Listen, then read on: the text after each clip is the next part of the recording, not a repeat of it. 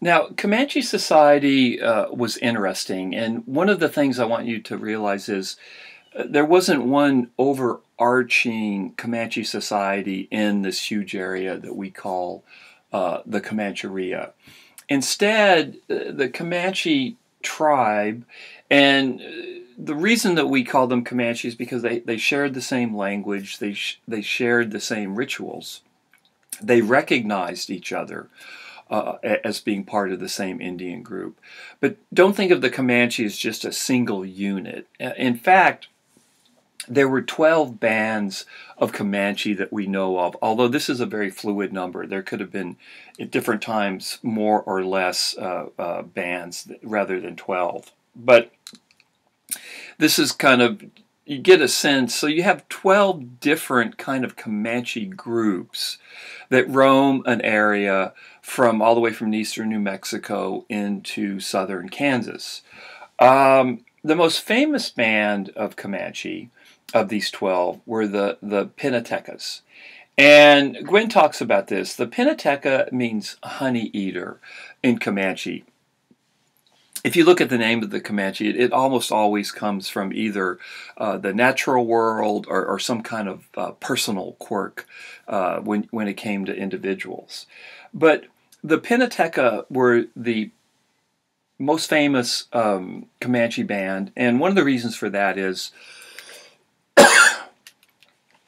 sorry, still coughing, is that it was the honey eaters, it was the Pinatecas that had a dominant presence in North Texas.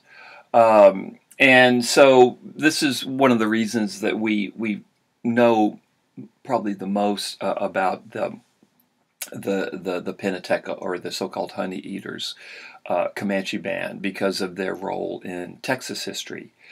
Now, as the Comanches are moving into Texas, they're here by the 1700s. They're interacting with the Spanish, with the Mexican government initially.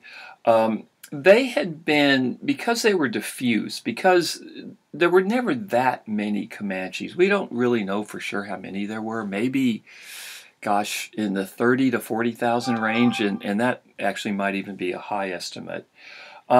But what you had was these 12 Indian bands, these 12 or so Indian bands, were diffused all over a huge area. And this turned out to be a big advantage when it came to disease, because whenever there's a European encounter with Indian groups, disease always follows in its wake. And to a certain extent, this happened to the Comanche in the Spanish period. One of the reasons they negotiated a deal with the Spanish is 1785. There had been an epidemic of smallpox. And the same thing begins to happen in the 1830s. As there is contact between the Comanche and Anglos coming into Texas, a new group with a new set of germs. And so it's not as if the Anglos came in with a game plan to kill Comanches by giving them disease. I know there's a lot of speculation that at times Anglos would sell smallpox and infected blankets to the Comanche. Turns out that's a pretty terrible way to spread a disease. And, you know, with all this discussion about chemical warfare, especially in Syria, all this has kind of a new salience, this idea of kind of germ warfare. But on the whole, the germ warfare that the Anglos practiced on the Comanche was unconscious, just for the simple reason that there was no conception of germs until the 1870s. And, you know, the germ theory was not developed until Pasteur developed it in the 1870s. So Anglos weren't even sure how disease. I mean, they noticed that Indian groups would get sick, but the way it happened was very, very unclear. So what you had was an unintentional but often very deadly encounter between folks of European descent and native groups. And so what this means is by the 1830s, the Comanche, who were the Lord of the Plains, who dominated this region almost for a century, by the 1830s, they're starting to suffer from various epidemics. Their population is going down, and so ultimately, by about the time of the Texas Revolution, and the Comanche had nothing to do with the Texas Revolution. It was something that happened east of the Comancheria. But very, very quickly, as the Comanche, after the Texas Revolution, the Comanche realized that they have to deal with a new group. For well over a century, the Comanche had been dealing with Spanish-speaking people, Roman Catholic, to the extent that the Comanches cared about someone's religion. But now, the folks that they're dealing with are Anglo-Americans. And occasionally a slave. The Tejanos in Texas, as I'll talk about in another lecture, very quickly, most Tejanos anyway, are driven out of the major towns such as Austin, San Antonio. Tejanos lose a lot of land, and many Tejanos move towards the border region as Anglo-Americans come pouring into Texas. So what happens to the Comanche is two things happen. Or a couple of things. Really, it's three. There's more disease, which weakens the Comanche. There's a drought during this period, so there's fewer buffalo, which is a big problem for the Comanche because the buffalo were everything to the Comanche, everything in terms of food and clothing and shelter and ritual. The Comanche used every part of the buffalo, so there's fewer buffalo.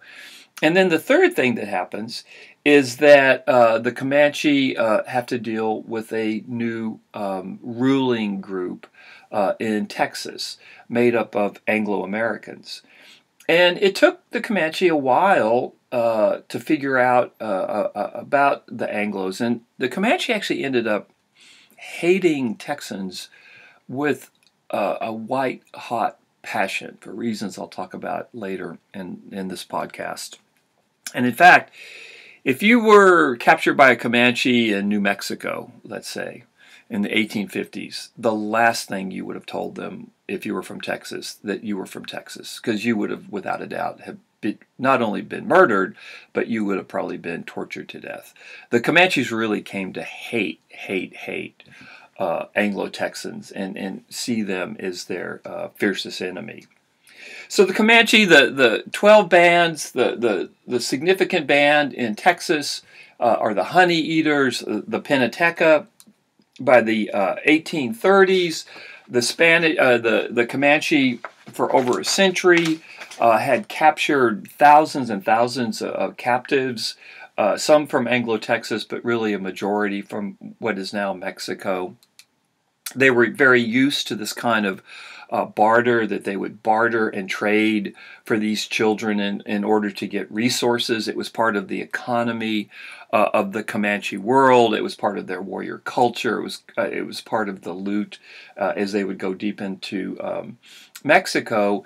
And they feel like they can do basically the same thing with Anglo-Texans, that if they kidnap children, they can use these kidnapped children in order to gain resources. They'll return the children in order to get some leverage with Anglos. Well, it turns out that the Anglo-dominated Texas was a very, very different kettle of fish when it came to captives, and I'll talk about that in the next podcast.